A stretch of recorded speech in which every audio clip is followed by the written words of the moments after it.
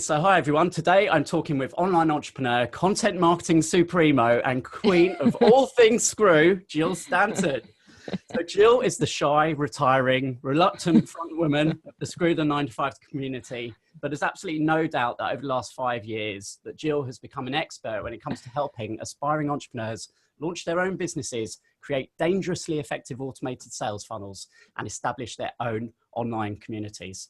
So today I'm hoping that we'll be able to extract a few tips, tricks, and secrets that can help you when it comes to building your personal brand and getting the great results that you deserve in your business. So welcome to Escape the Rat Race Radio, Jill. How are you doing today? Thank you. I don't think I've ever been called shy, so that was hilarious. Jill, thank you for having me. Yeah, you're very welcome. Where in the world are you right now? Toronto. We just moved back to Toronto from Vancouver.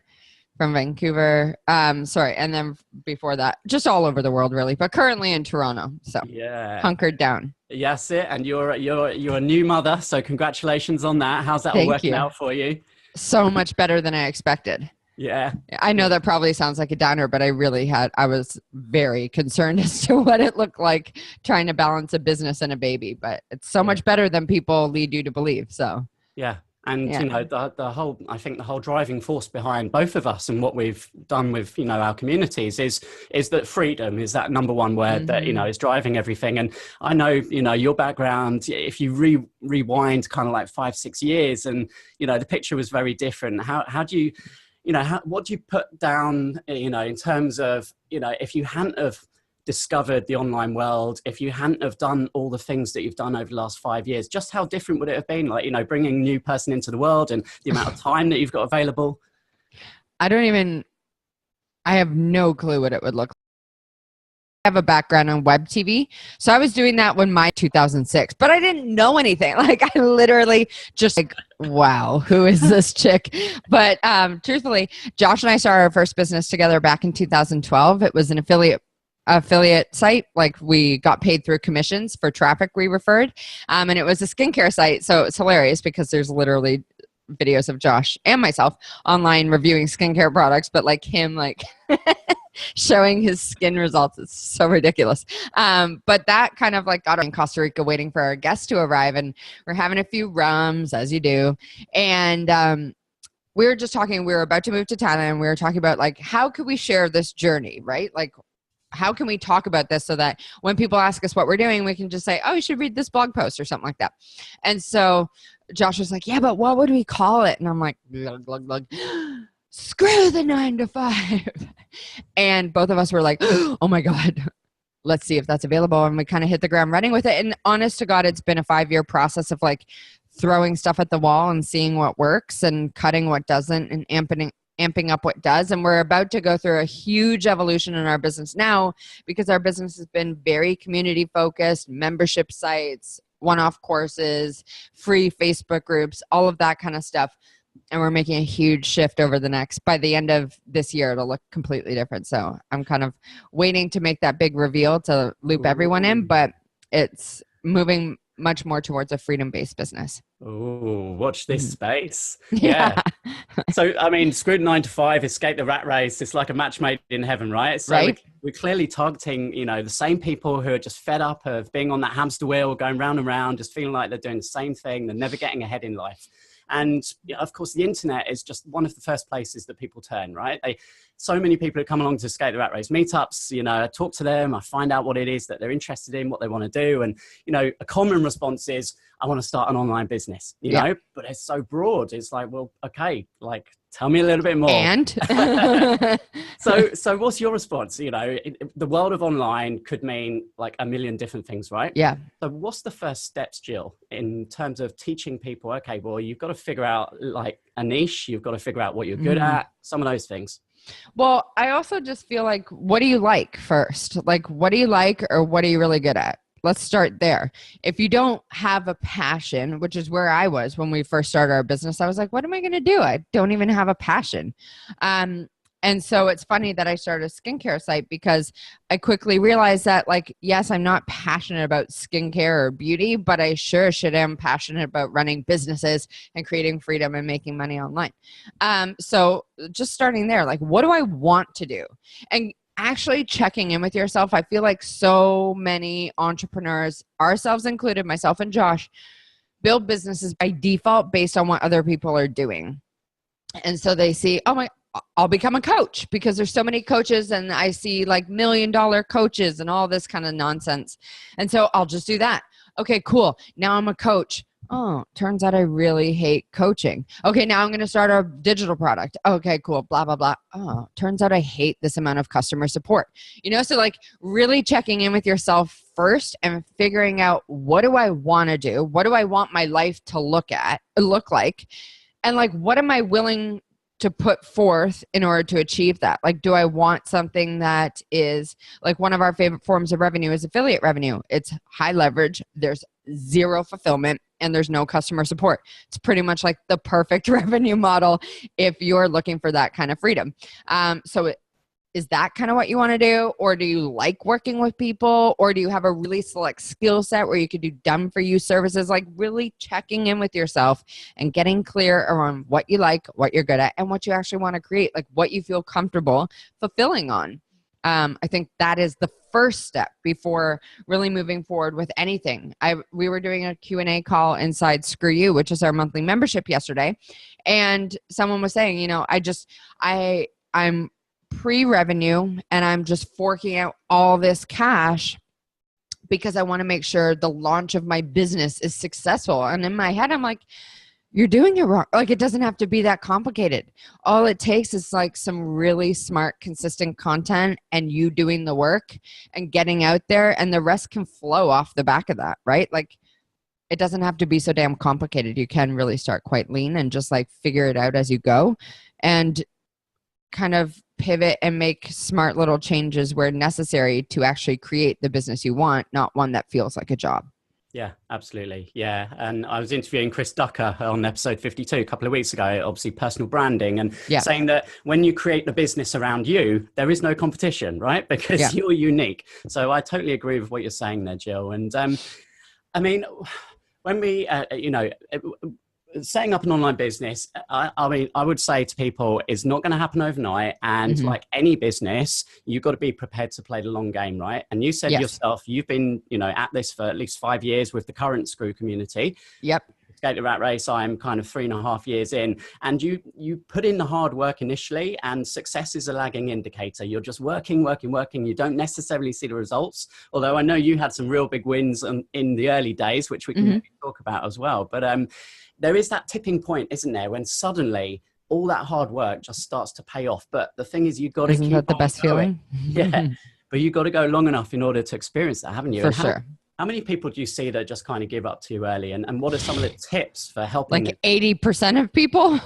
Truthfully, that sounds sad, but it's the truth. Not everyone can be an entrepreneur. Not everyone is crazy like the ones who stick it out, right? We're a special breed of insane. Not everyone can handle that level of risk, that level of uncertainty and stress and emotional ups and downs. I think people bail too early because shit gets really real. And if the money hasn't shown up yet, it's easy to quit, but it's on the other side of that pain and anguish is where the magic happens. The results start flowing in, and the momentum really builds. Now, I don't know how you see it, but I found that after 3 years, like I had 3 years of pretty much misery in our businesses, trying to really get them to the point that we wanted to get to. But it seems like 3 years is where, you've either had enough failures that you're like, okay, cool, I can handle this because I get it now. I get what all these feels are for. And you've kind of like figured out what your business model is like, and you've probably got some traction around content, and things just start to feel easier. But try selling that dream. Just wait 3 years, work your ass off for 3 years, and maybe it'll get easier after that point. Try selling that to people. They don't want to hear it, right? So a lot of people drop out because of that, which is fine. It just makes it a smaller pool for all of us. And I get it. So what would I say to them? Like, just hang in there if you can. And if not, then like you weren't meant to be an entrepreneur anyways. Yeah. No, probably absolutely not the nicest thing to say, but it's the truth. Yeah, it is. It's that kind of 80-20 rule, you know, it shows up in so many places. So, Yeah. So let's dive into like the fundamentals of online business. You've tried many things and a lot of things now working for you. Literally everything, I feel like. Truthfully, Josh and I were recapping that the other day. We've done for you services, coaching, one-off products, affiliate marketing, membership sites, live events, and masterminds. I don't know what else you could sell. And we did e-com for a minute. What else could you possibly sell? Like, we literally have tried almost everything. So yeah. And you know, I can see that, and I can see you've like reinvented certain areas, like the podcast. You're back on the podcasting. I know you took some time out from that as well, but I guess the timing was just right, and you saw the opportunity to get back into that. Yeah. Well, I was just burnt out from it when we stopped it. I just didn't like it anymore, and I just wanted a break so badly. And so that was great. Like, we stopped it in 2015.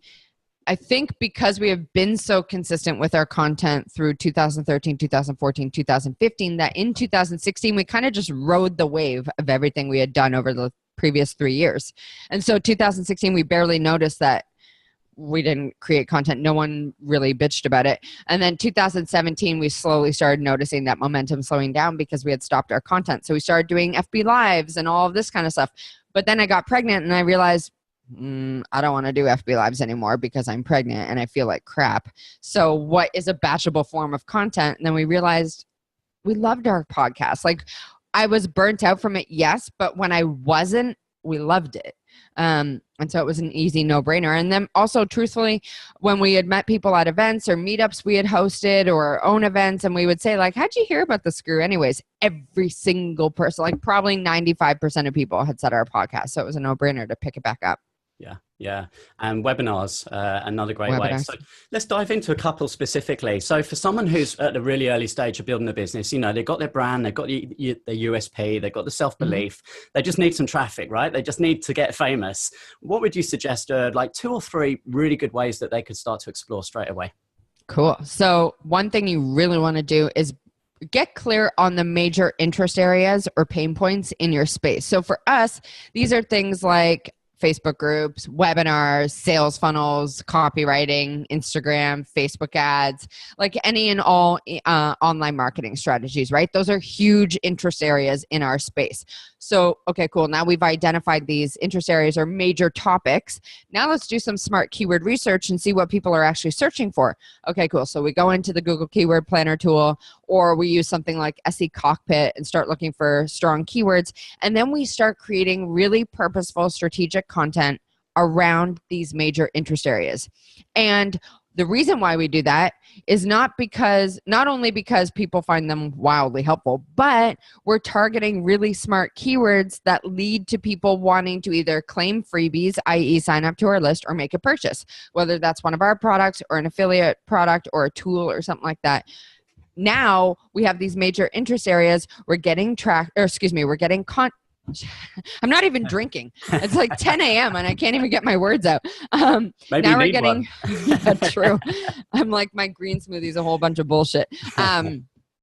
Now we're getting traffic from Google for free of people who have never heard of us and are interested in these major topic areas that are aligned with what we want to say and sell. So identify those in your space. Like, if you are a dog trainer, that was a terrible example, but if you are, like, you probably have recalling, behavior, tricks, obedience, whatever, like breeding, I don't know.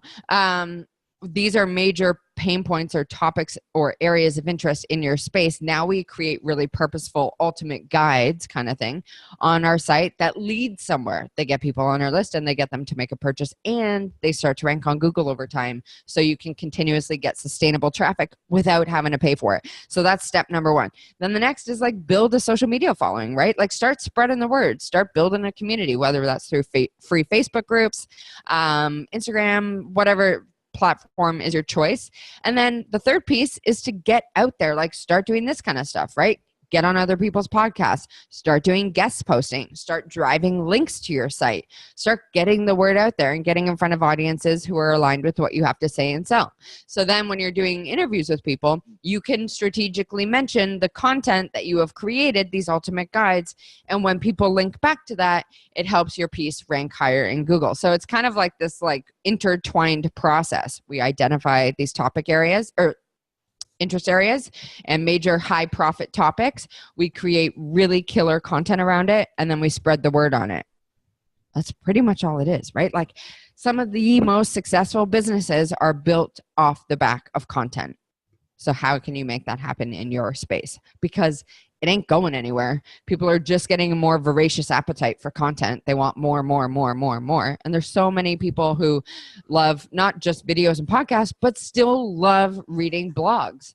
And so we are big believers. Josh and myself are huge believers in using content marketing to really build businesses so that you're not at the mercy of just paying for shit like Facebook ads. With the cost going up, they're becoming less predictable. They're becoming more competitive.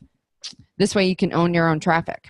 Yeah. I was just going to say, until you mentioned Facebook ads there, none of that really costs any money. Nothing. Costs your time. Yeah, exactly. But in the beginning, that's all you have anyways. Yeah. You don't have revenue.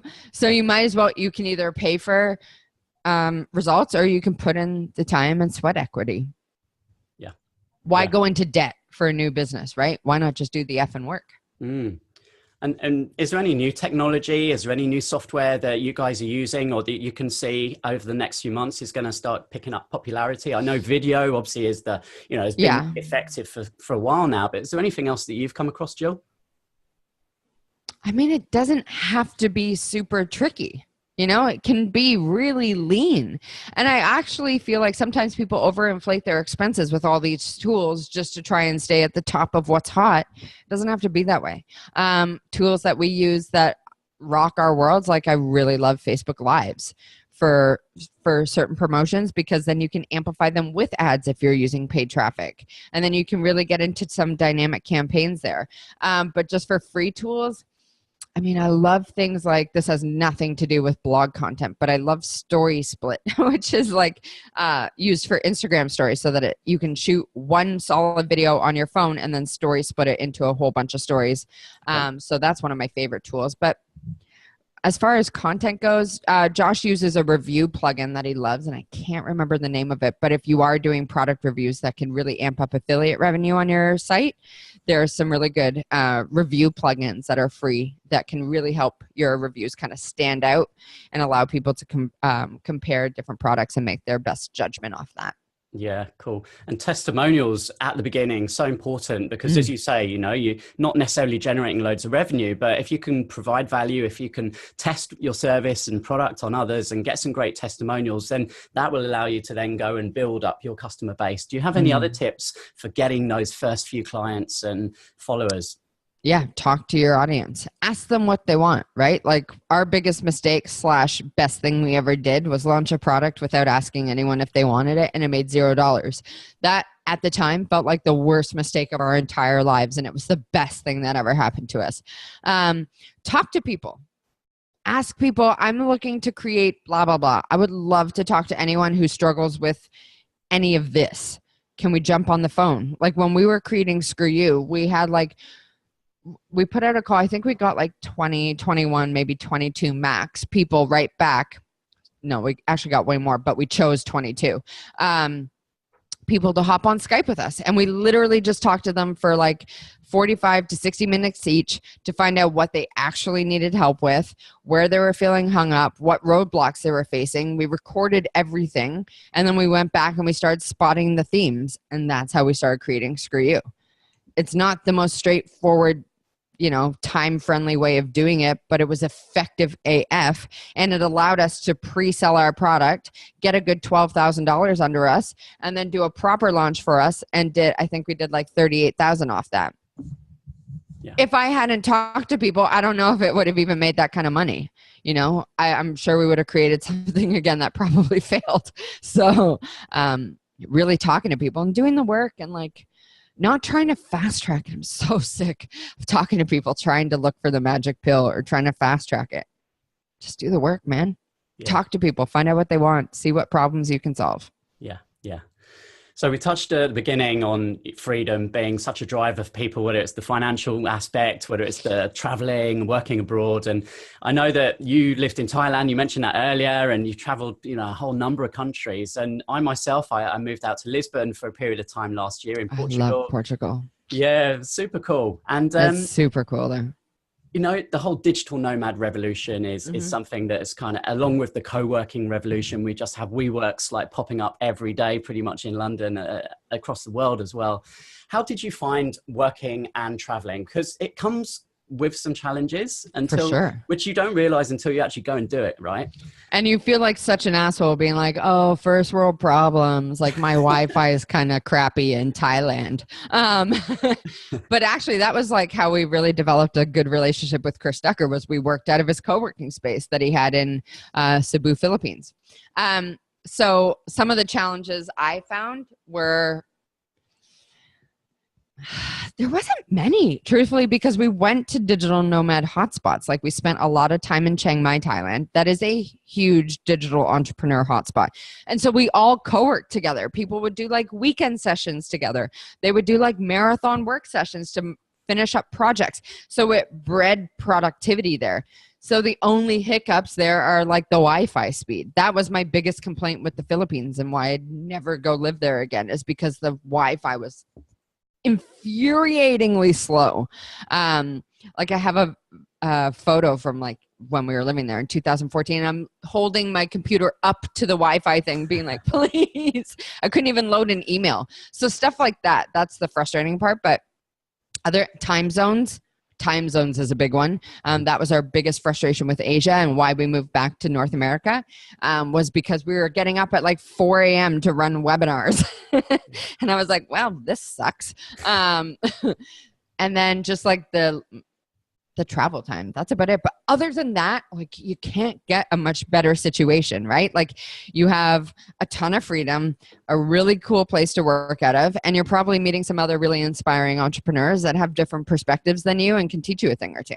Yeah, for sure. And I think, there's a time and a place to do it in terms of when you've got your system set up, right? So you definitely want to make sure that you've got the automation and your funnels, and you've got that revenue that's already coming in before you jump ship. Otherwise, you're just going to add to your struggles.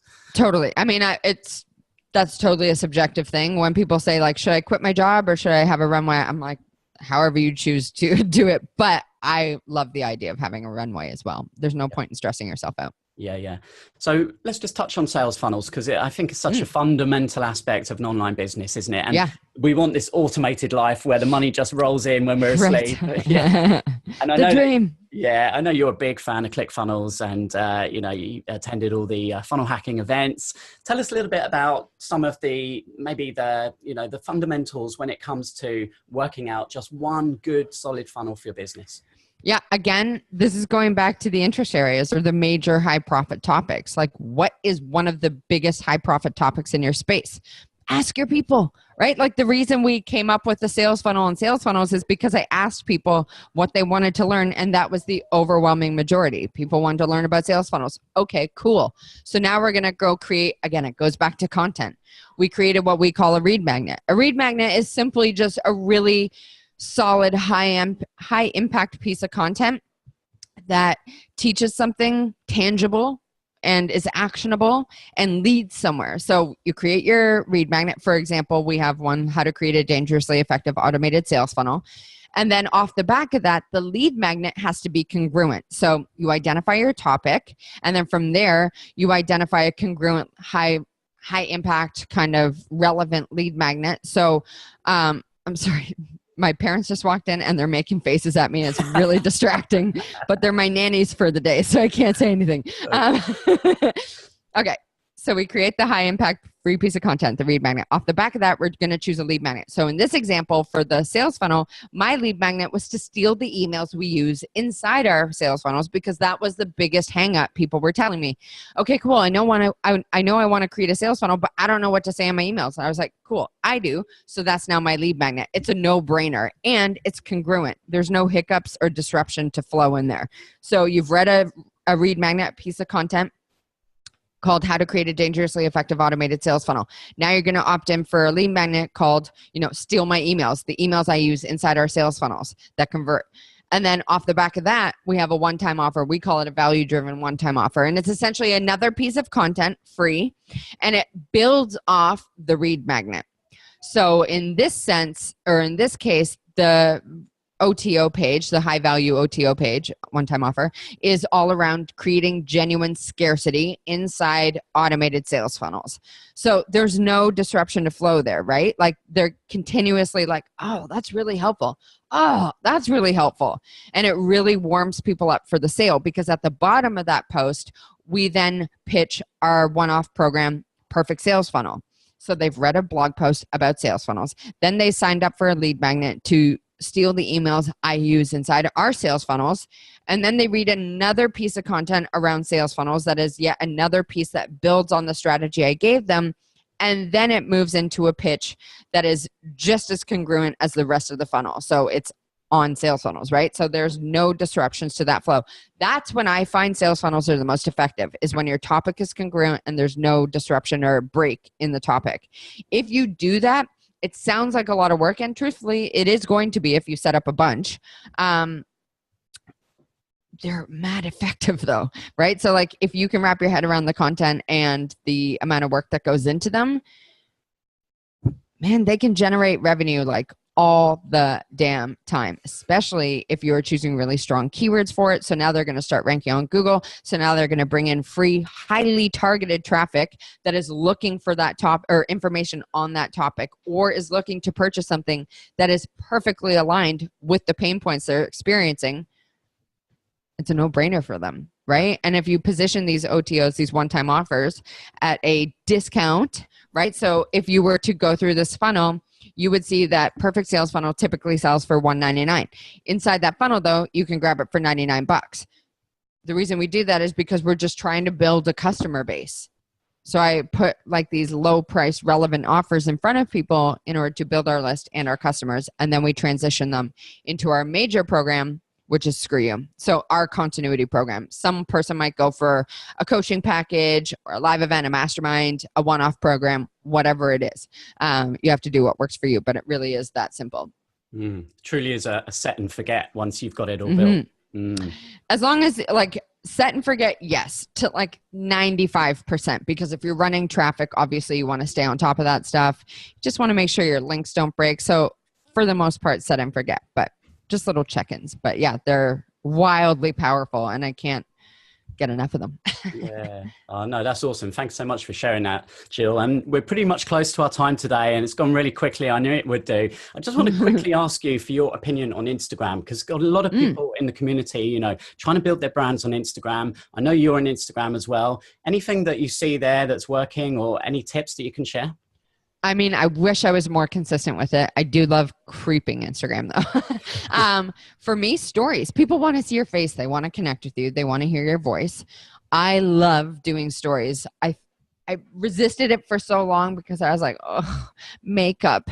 But once you get the flow of them, like they're so powerful. I find that people view my stories more than they see my feed posts, but also for the feed, just on your Instagram feed, people want to see your face, right? They don't just want to see like device shots or like your food.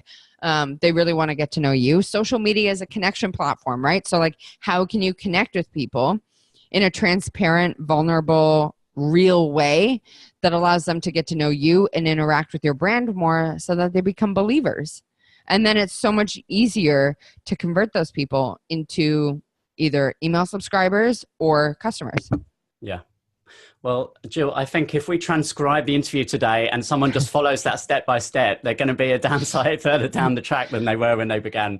Well, I also have the blog post. If you want, I can shoot you the link for the show notes because it really lays out the entire process of sales funnels. So if you just wanted to just read that post and that's it, it's more than enough for you to get started with this. Yeah, well, let's consider that done. I'll pop that link in the show notes so everyone can head over there and check that out. And your blog post, I just want to commend you because it scroll. You put so much into those. They're a tad long. But packed full of content. So, fantastic stuff there. So Jill, Final words for anyone listening right now. They may be squashed up on that underground or stuck in the traffic jam, and they really know that there's something more within them, and they're fed up of just going through the motions every day. Yeah. But something's holding them back. It's most likely fear. What would be your words for them listening right now? What do you have to lose? Right? Like, yeah, it's scary. Yeah, it's uncomfortable, but it's also magic. Right? Like on the other side of that is where true transformation happens. James Wedmore, I love him. He always says, like, what doesn't challenge you doesn't change you.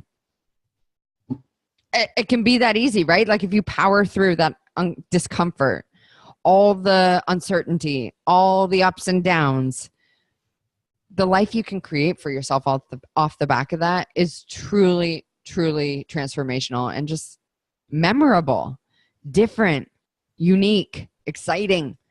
You know, why would you want to just stay stuck in something you don't love because you're afraid of a little change? Come on in. The water's warm. We're all comfortable with change in here. We'll help you out. So just like really power through that discomfort, because on the other side is where the magic happens. Yeah, brilliant. Thank you so much. Jill, you've been an amazing guest today on Escape the Rat Race Radio. For those who want to check you out online and, you know, check out the community, where are the best places for them to head to? Easiest way, screwthe9to5.com, all spelled out, no numbers, or come hang inside my free Facebook group, and it's screwcommunity.com. Awesome. Thanks a lot, Jill. Best of luck to you and Josh and the newborn as well. Thanks, Christian. Take care.